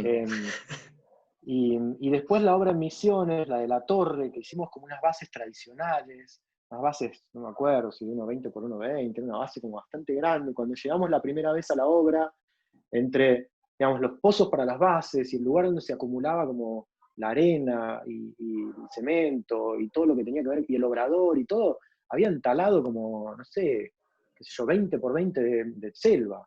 Y me acuerdo de yo decir a los biólogos, pero ¿qué hicieron? Y los biólogos me dijeron, qué sé yo no sé de esto, es un tipo que está haciendo una obra y necesitó el obrador, y necesitó traer la arena. Y entonces, digamos, como que a raíz de esas experiencias uno se empieza como a preocupar, y ahora si las bases pueden ser un palito atornillado en el piso, y que cuando lo saco no hubo nada, mejor. Y entonces, digamos, tratamos siempre de experimentar con esos sistemas que creo que nos dan como, no sé, nos dan otra respuesta. Me siguen gustando los edificios de hormigón, me parecen como interesantes, ¿no? Pero bueno, creo que, qué sé yo, uno va eligiendo como ciertos caminos, ¿no? Pero es muy interesante esto Gracias. que planteas, me parece que suma mucho el tema de que yo me anotaba mientras vos hablabas, que siempre entendés la obra, o el proyecto, mejor dicho, como un proceso completo, digamos, desde la mano de obra que va a utilizar hasta los procesos constructivos y las logísticas, hasta la terminación del proyecto y con su lenguaje, su habitabilidad y todo lo que implica. Pero centrándonos en la temática de la sustentabilidad y de estas obras responsables, por decirlo de alguna manera, con el medio ambiente, me parece que en todos los casos vos siempre contaste un proceso, no un proyecto necesariamente. O mejor dicho, el proyecto incluye el proceso para que eso se construya. Y eso me parece que es un aprendizaje interesantísimo, porque uno muchas veces en materias de proyecto, que nosotros también somos profes, eso lo olvida, pero acá en tecnología tratamos de hacer el esfuerzo de que el plano es una instrucción para construir simplemente, pero ahí adentro está plegado toda esta capacidad que decís vos de una logística para llevar los materiales, para tener un obrador, para que ese obrador no afecte al medio ambiente, porque a lo mejor con el edificio vos no lo afectás, pero el paso previo lo destruís, digamos, ¿no? Eso me parece como súper interesante en cómo vos relatás y construís realmente tu proyecto. Sí, hay ahí un campo como que se abre como muy interesante, que es incluso hasta cómo se fabrican los materiales. Digo, qué procesos de fabricación se comprometen, ¿no? A la hora de generar como un material que después uno usa como de manera indiscriminada en una obra. Digamos, yo no sé, hoy la verdad que es muy difícil reemplazar al aluminio en ciertas prácticas, o algunos tipos de vidrio, y sabés que su fabricación no es de la mejor, ¿no? Pero tampoco puedes poner una carpintería de madera en el piso 10, digamos, frente al tiempo y al clima. Entonces, a mí me parece que en la medida en la que podamos ir estudiando eso y que aparezcan como nuevas versiones tecnológicas de esas prácticas medio indiscriminadas, vamos a resolver como en mayor medida los problemas, porque digamos, después todo lo demás es como muy argumental, digo, qué sé yo. O sea, yo entiendo, a mí me gusta escuchar a algunos arquitectos y cómo cuentan sus obras. No sé, vos lo escuchás a Foster, que digo, debe ser el arquitecto que más tiene de esas certificaciones LEED, ¿no? En el mundo, digamos, y los edificios son de aluminio y vidrio, y me imagino los procesos de obra que involucran a miles de personas y van a la capa, digamos, profunda que saca un gas del interior del suelo que es contaminante. O sea, digo, pero también es imposible hacerlo de otra manera, ¿no? Porque si vos vas a hacer una torre en el medio de Londres, ¿con qué la vas a hacer? Con caña de bambú. O sea, entonces, digo, pero en la medida en la que podamos, me parece interesante como estar preocupados por esos temas.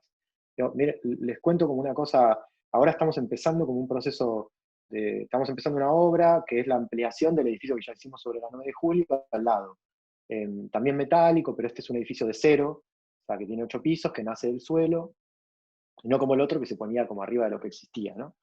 Y claro, estamos hablando con la empresa que contratamos para hacer como la primera parte metálica, y el otro día me dijeron como muy al pasar, ¿no? Los perfiles los traemos de España. Y yo digo, ¿pero cómo los traen de España? ¿No? Y ya estoy como tratando de buscar a ver cómo hago para que los fabriquen acá, porque me parece una estupidez traer a los perfiles de España. O sea, es como ridículo, ¿no? Y está bien, y el precio está bien, y lo que presupuestaron está bien, pero me da como, es como clavarme una puñalada en el corazón. Entonces, y lo dijo con tan al pasar, no, sí, los perfiles vienen de España. Y yo, ¿cómo de España? O sea, por lo menos de Brasil, aunque sea de comer a Brasil, qué sé yo. Digo, hay cosas que no podemos resolver, pero me parece que en la medida en la que estemos como más atentos, la arquitectura va a ser un poco más sincera con estos temas, ¿no? Totalmente. Sí, y también depende del enfoque, porque para mucha gente, cuando le dicen, no, lo traemos de España, qué bueno, ¿viste? Como, incluso para algunos es como, mirá, se jactan de que son españoles los perfiles.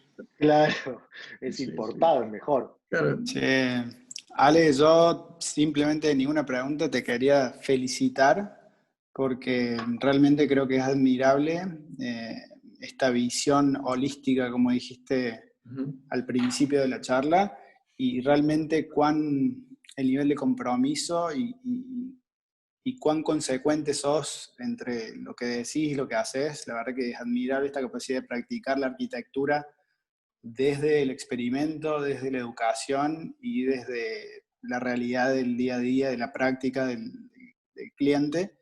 He estado en la práctica profesional y sé que no es nada fácil, por eso digo, creo que es realmente destacable y te quería sinceramente felicitar.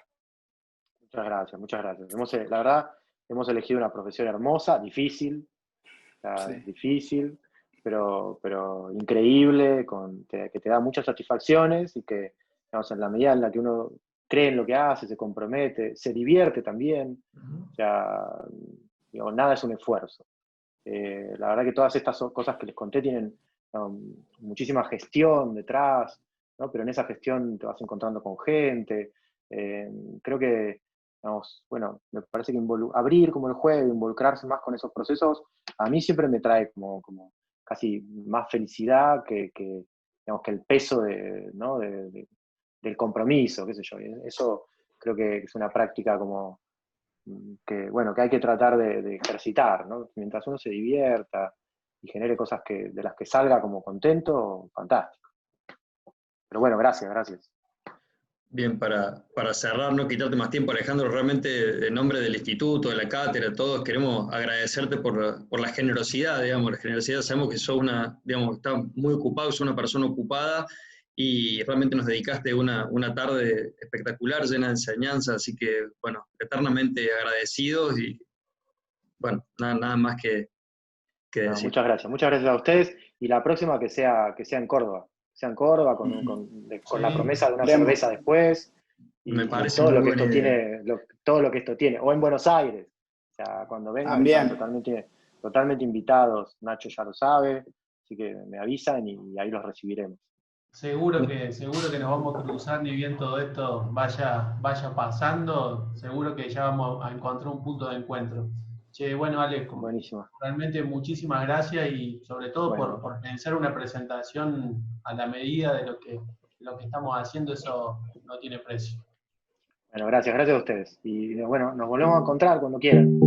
Dale. Muchísimas gracias, Alejandro. Chao, gracias. Saludos. Cuídense. Chau. Gracias.